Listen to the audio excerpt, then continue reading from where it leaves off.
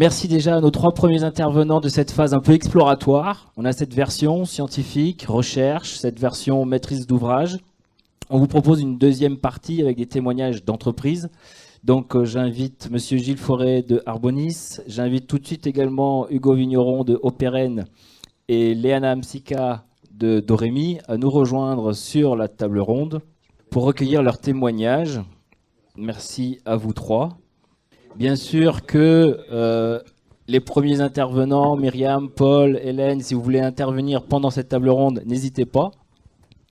Je vais commencer avec vous, Monsieur Gilles Forêt, puisqu'on est en plein dans ce projet de 1000 logements rénovés par Est Métropole Habitat, pour lequel vous avez été l'entreprise choisie, sélectionnée pour confectionner ces panneaux préfabriqués, il me semble. Est-ce que vous pouvez nous raconter un peu votre expérience, en commençant déjà peut-être par nous dire pourquoi vous avez souhaité répondre à un tel marché? Oui, donc merci de nous avoir invités déjà pour cette présentation. Arbonis, depuis quelques années, travaille sur la construction hors site, préfabrication outrance, avec des moyens industriels, sur des bâtiments neufs. Et on a vu ce projet arriver via une filiale de Vinci qui avait déjà fait beaucoup de réhabilitation de logements en site occupé. On s'est dit pourquoi pas regarder ce bâtiment en adaptant nos solutions de construction sur nos bâtiments neufs, en les adaptant sur des solutions en réhabilitation. Donc voilà, c'est le positionnement un petit peu d'Arbonis sur ce nouveau marché hors site. On fait déjà du modulaire pour la construction hors site, et je rebondis un petit peu sur les lycées et les collèges, où effectivement on est en plein dedans pour des plannings très contractés. Donc là, on reproduit exactement la même chose, mais sur un site occupé. Du coup, c'est pas forcément une première pour vous, mais est-ce que cette expérience-là, en cours, vous a nécessité chez vous de relever de nouveaux challenges techniques ou même organisationnels, j'imagine? Alors non, c'est pas une première. On avait déjà réalisé 4 bâtiments, enfin 4 petites maisons en rénovation système Énergie Sprong en Bretagne. C'était plus à titre expérimental. C'est pas notre vocation d'aller sur ces petits marchés, mais c'était à titre expérimental pour voir un petit peu sur quoi on allait. Et donc l'intérêt ici, c'est vraiment cette massification, c'est-à-dire qu'on fait une étude complète pour plusieurs bâtiments, donc une étude qui se répète sur plusieurs bâtiments. Le challenge un petit peu ici, la difficulté qu'on voyait, là on s'est peut-être un peu trompé dans notre prévisionnel, c'est le fait qu'on parte avec 4 équipes d'architectes au départ. Donc on parle d'industrialisation, mais en face on parle de façades complètement différentes les unes des autres, je ne sais pas si vous avez vu un petit peu. Et donc on part avec 4 équipes d'architectes, et là on s'est dit, quand la feuille était blanche, qu'on a fait la première réunion avec les architectes, on s'est dit, waouh, là ça va être quelque chose. Et en fait, il y a eu une bonne entente dans ces équipes d'architectes. On est arrivé de choisir des matériaux de façade qu'on pouvait dupliquer, mélanger un petit peu de façon différente. Et surtout, garder notre base de panneaux, puisque du panneau préfabriqué, panneau ossature bois. Garder cette base dans les usines, avoir tout le temps la même base de panneaux, et pouvoir adapter des bardages différents les vêtures différentes sur ces panneaux.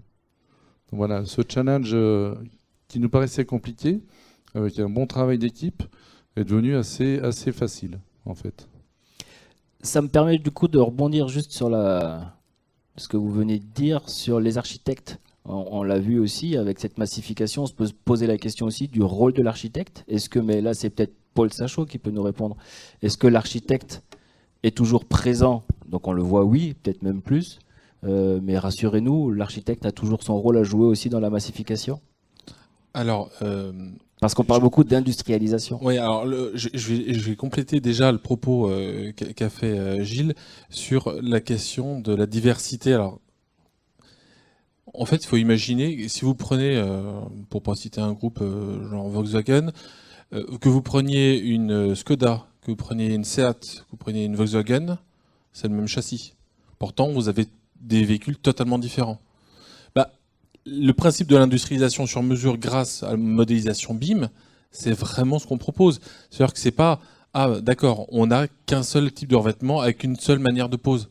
Non, Les seules limites sont celles qu'on se donne et celles que le CCB nous donne. Mais autant dire qu'il y a quand même une diversité extrêmement forte. Après, pour revenir sur la réponse sur la question de l'architecte, en fait, vous avez deux techniques de voir la chose.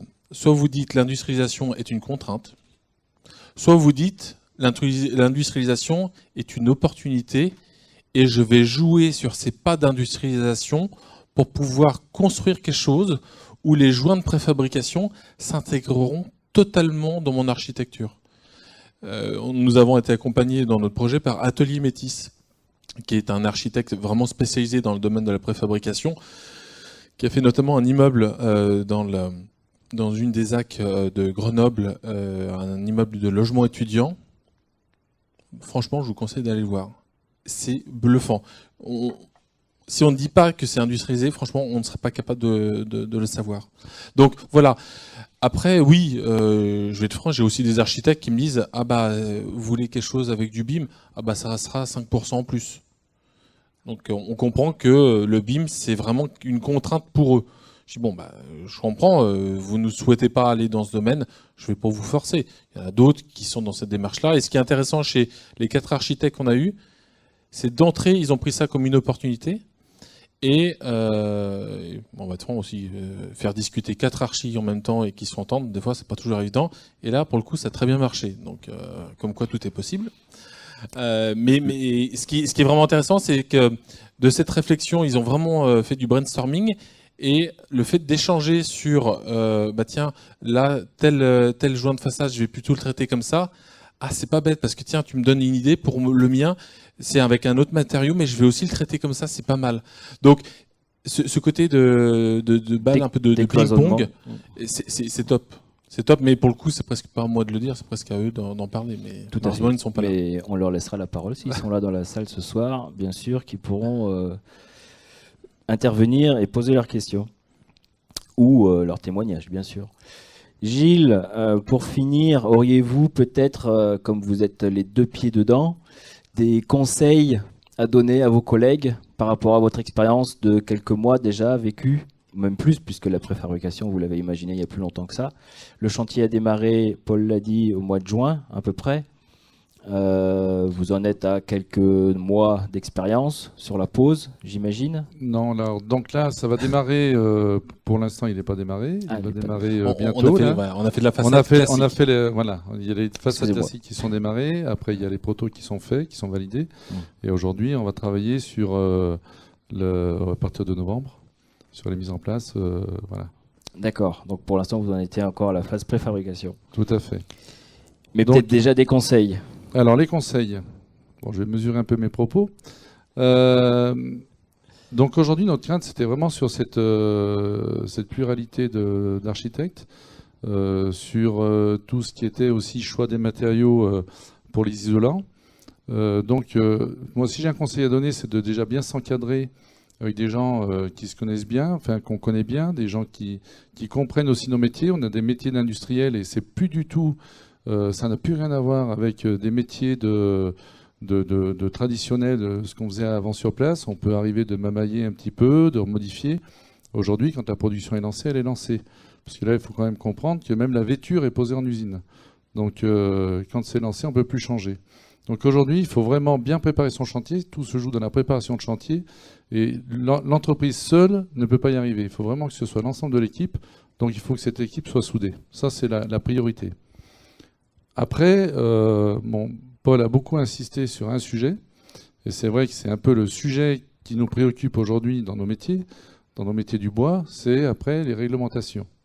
Aujourd'hui, on a malheureusement un petit peu de retard, ou voilà, on est un petit peu expérimental aussi, peut-être, je ne sais pas, bien qu'on ait de l'expérience, puisque certains types de façades ont été faits de ce type-là, il n'y a aucun désordre. En tout cas, il faut faire des ATEX. Sur cette opération, on a 2 ATEX. Nous, pour la pose de nos façades, sur la partie qui nous concerne, ça va être un peu plus de 6 mois de chantier. Et aujourd'hui, pour les 2 ATEX, on en est à 9 mois d'instruction. Voilà. Donc aujourd'hui, je vous donne que 2 chiffres. Il y a vraiment quelque chose à faire, je pense. Je pense qu'en industrialisation, dans la profession, on commence à être prêt quand même. Il y a encore des choses à faire. Mais en amont, je pense qu'il y a vraiment des choses à faire. Il faut qu'on progresse sur toutes les réglementations. Là, on est sur des façades de 31 mètres. Donc 31 mètres, on est au-delà des 9 ou 18 mètres selon les types de destination de la réglementation sur de la façade ossature bois. Donc aujourd'hui, voilà, il y a vraiment à faire progresser nos réglementations. Je pense que c'est le sujet. Et quand on répond sur ce type d'ouvrage, il faut vraiment qu'on puisse être en contact avec les interlocuteurs de la maîtrise de l'AMO ou de la maîtrise d'ouvrage ou du maître d'ouvrage pour savoir comment étaient abordées les choses avant, pour bien comprendre, pour mener à bien après tous ces ATEX. Ça, c'est la chose importante. Voilà, si je pouvais donner un conseil, c'était un petit peu ça, quoi. Très bien, un conseil pas forcément évident à mener de front pour une PME, effectivement, qui n'a pas forcément... Alors, sachant que, par expérience, on fait beaucoup d'ATEX chez Arbonis pour des bâtiments neufs. Actuellement, pour des bâtiments neufs, on a 4 ATEX en route. Ils sont beaucoup plus faciles à mener sur du bâtiment neuf que sur de la réhabilitation aujourd'hui, parce que la réhabilitation, c'est un petit peu nouveau. Là, on est sur quelque chose de même très très nouveau. Donc voilà, donc ça va se mettre en route. Il va falloir tous qu'on progresse, peut-être nous dans nos dossiers, peut-être aussi les interlocuteurs qu'on a en face, que je ne veux pas renommer, ils ont déjà été beaucoup nommés. Voilà, donc il y a vraiment un travail à faire sur la façon de mener ces ATEX. Et ce qui est intéressant, c'est que on a défriché. On a défriché pas mal de choses. C'est-à-dire que ceux qui veulent continuer à pousser la réflexion, ils peuvent quand même s'appuyer sur une réflexion qu'on a posée auprès du CSTB. Donc, c'est un système un peu itératif. Et là, j'avoue, la première marche était dure. Mais voilà, on y est arrivé. Mais... On se prend un peu une calotte des fois. Mais voilà, mais on a fini par monter. C'est aussi à ça que va servir des équipes et des démarches comme Energy-Sprong, typiquement, d'aller voir tous ces acteurs pour pouvoir faire bouger les réglementations et de montrer que le marché, il y a plein de personnes qui souhaitent que ces réglementations évoluent. Et nous, en tant que facilitateurs, on va essayer de vous accompagner pour faire bouger ces réglementations.